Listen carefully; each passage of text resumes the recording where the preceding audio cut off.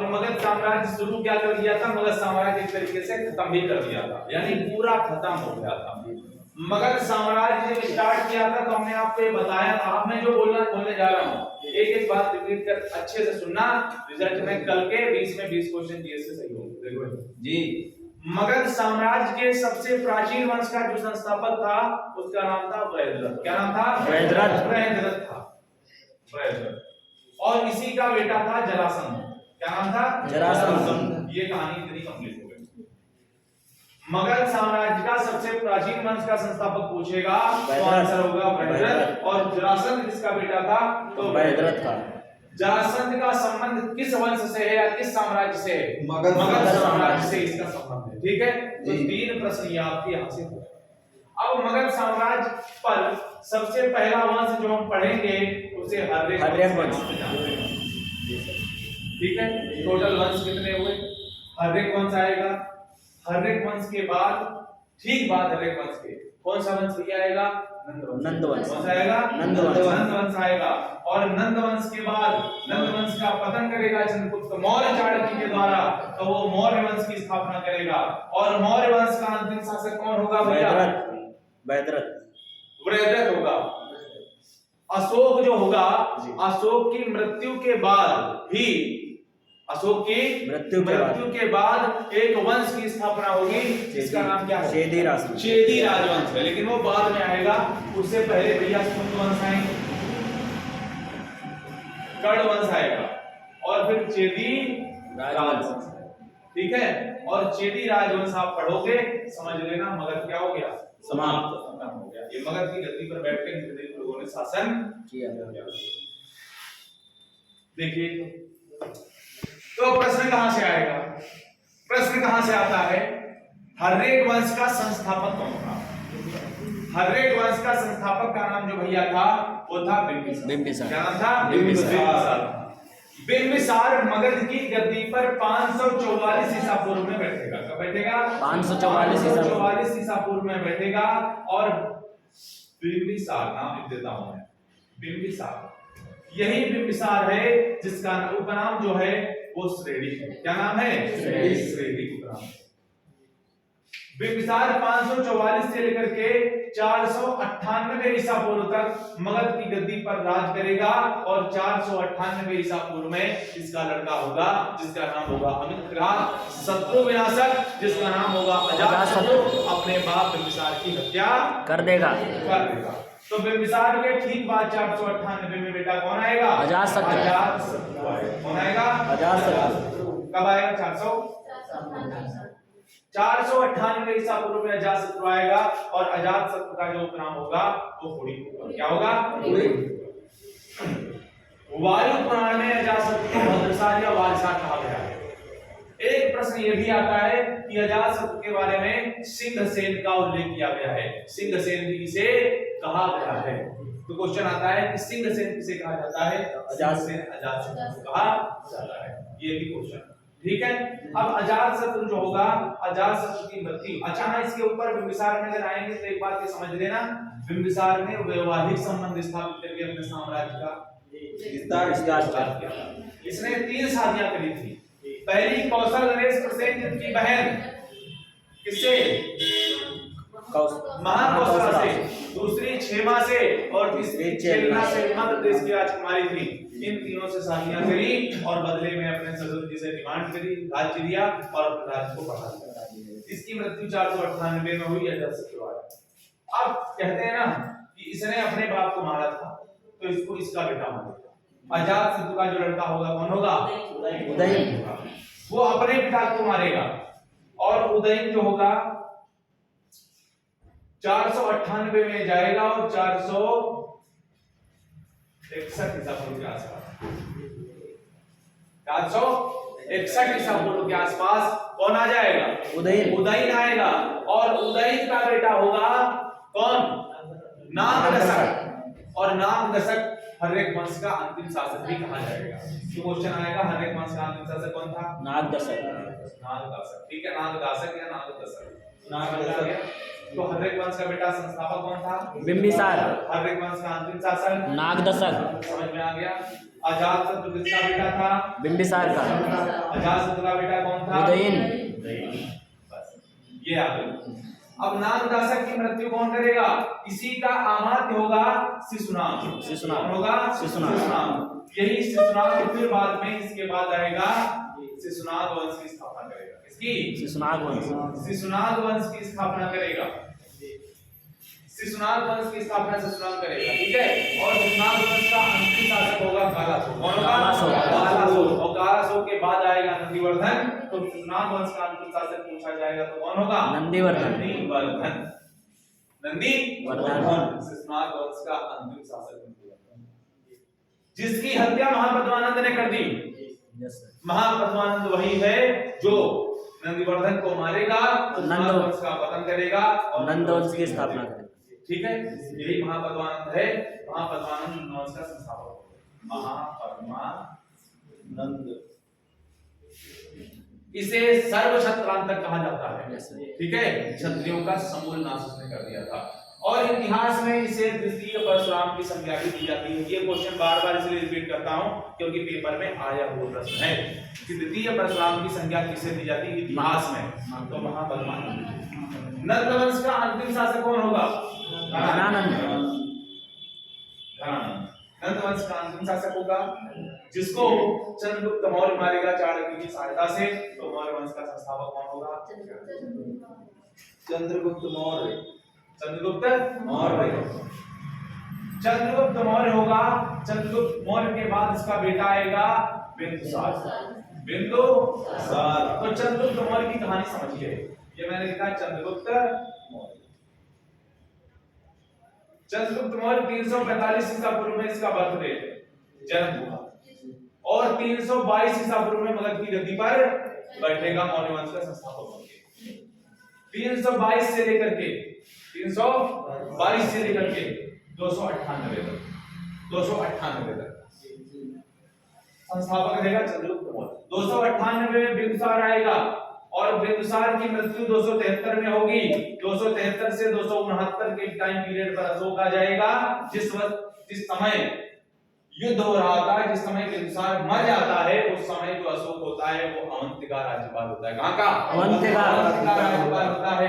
273 से 269 के बीच जो 4 साल का टाइम पीरियड मिला है, इसमें उत्तराधिकारी हुआ। और बेटा अशोक इतिहास में वह राजा था जिसने अपने 99 भाइयों का कत्लेआम कर दिया था। अपने बड़े भाई सुशील की हत्या करके ये गद्दी पर बैठा। समझ में आ गया जी? ये मैं पूरा पढ़ा चुका हूं। 269 में बैठेगा और अपने राज्याभिषेक के मात्र 8 वर्षों बाद कलिंग पर आक्रमण करेगा और कलिंग की राजधानी तोसरी पर क्या कर देगा? ठीक है।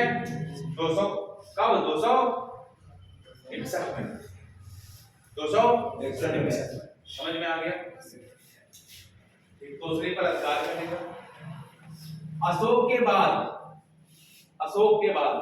अशोक के बारे में ये आता है कि अशोक ने सबसे ज्यादा क्या करवाया? स्तूपों का निर्माण करवाया। 84,000 स्तूपों का इसने निर्माण करवाया। अशोक के जो लेख हैं वो 3 भागों में बटे हुए हैं, स्तंभ लेख, शिलालेख। ठीक है। इसके जो शिलालेख हैं, अशोक को ध्रुव नाम के अभिलेख में ये पता चलता है कि जो अशोक है उसका जो असली नाम वो क्या है? अशोक है। ठीक है। पुराणों में अशोक को अशोकवर्धन के नाम से जाना जाता है। अहरोरा अभिलेख में यह पता चलता है कि जो अशोक है वो व्यक्तिगत रूप से किस धर्म को मानता था? बौद्ध धर्म को मानता। हालांकि एक बात समझ लीजिए, अशोक शुरुआत में ब्राह्मण धर्म को किस धर्म को मानता था? ब्राह्मण धर्म को मानता था। बाद में शैव धर्म को मानने लगा और अंत में फिर बाद में ये बौद्ध धर्म का अनुयायी होगा और बौद्ध धर्म को इतना मानेगा कि अपने पुत्र महेंद्र और लड़की संघमित्रा को बौद्ध धर्म के प्रचार के लिए श्रीलंका भेज दिया। वो कौन सा शासक नहीं है? वो अशोक। ठीक है। तो अशोक हो गया। अशोक को पढ़ेंगे और अशोक को पढ़ने के बाद ही मौर्य वंश का क्या हो जाएगा? खत्म। पतन। उसके बाद कोई ठीक ठाक आदमी नहीं मिलेगा। फिर शुंग वंश आएगा, ब्राह्मण साम्राज्य पढ़ेंगे। ब्राह्मण साम्राज्य में भैया शुंग वंश आएगा और शुंग वंश का जो संस्थापक होगा पुष्यमित्र शुंग होगा। ब्राह्मण जाति का होगा। पुष्यमित्र शुंग पहला शासक होगा जिसने अपने राज्य में 2 बार अश्वमेध यज्ञ करवाए और इनके लिए अश्वमेध यज्ञ पतंजलि ने करवाए थे। ठीक है।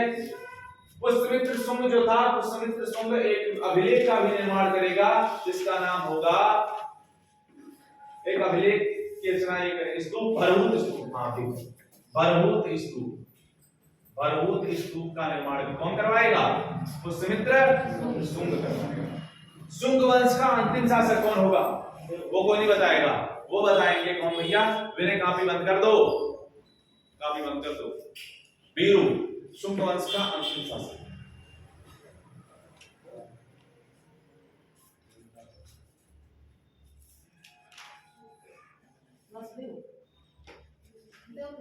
देवभूत कौन था? देवभूत। शुंग वंश का अंतिम शासक हुआ देवभूत। देवभूत, देवभूत की हत्या किसने करी?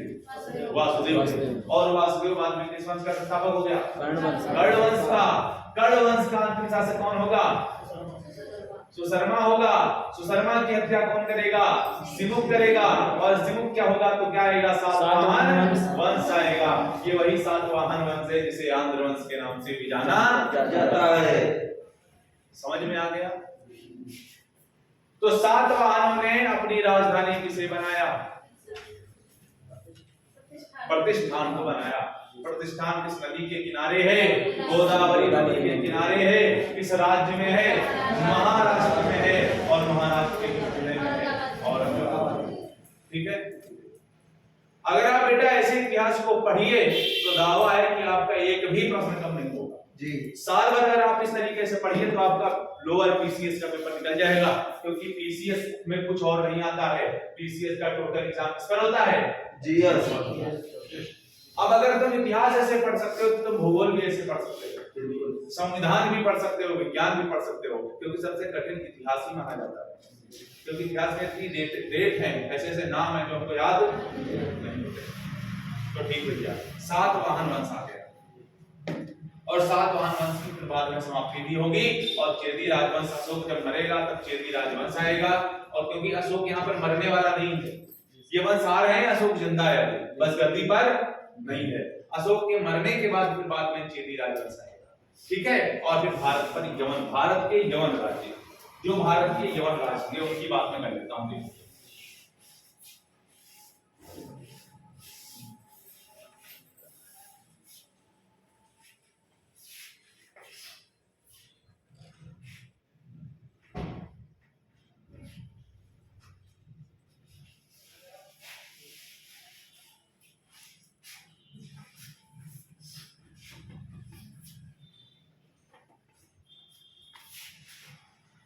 भारत के यवन, ये भी मैंने कल स्टार्ट करवा दिया। हाँ सर।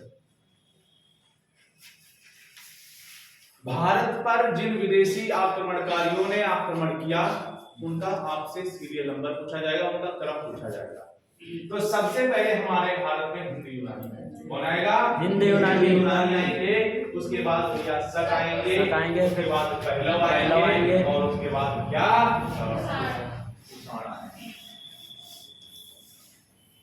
ठीक है, कल हमने आपको हिंदी यूनानियों के बारे में बता दिया और शक पहले दिलवा दी।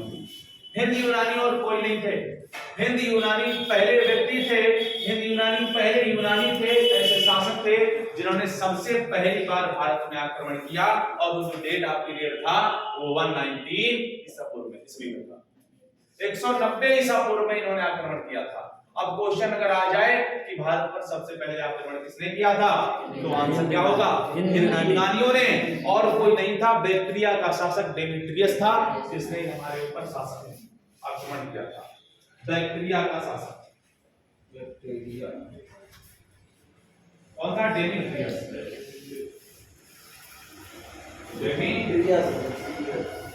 सबसे पहला व्यक्ति था जिसने आक्रमण किया।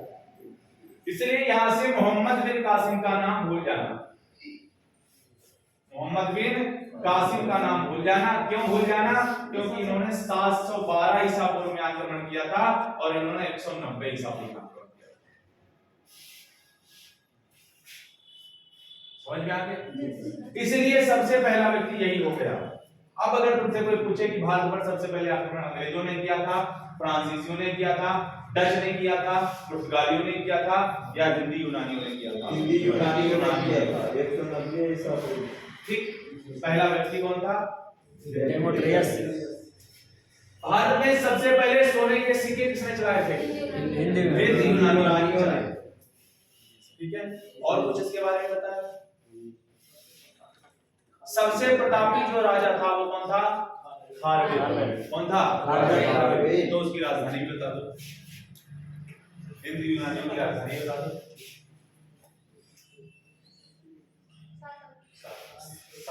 पक्का? हाँ सर। सातवाहन। वर्तमान में इसे क्या कहते हैं? सियालकोट। सियालकोट। सियालकोट। हाँ सर।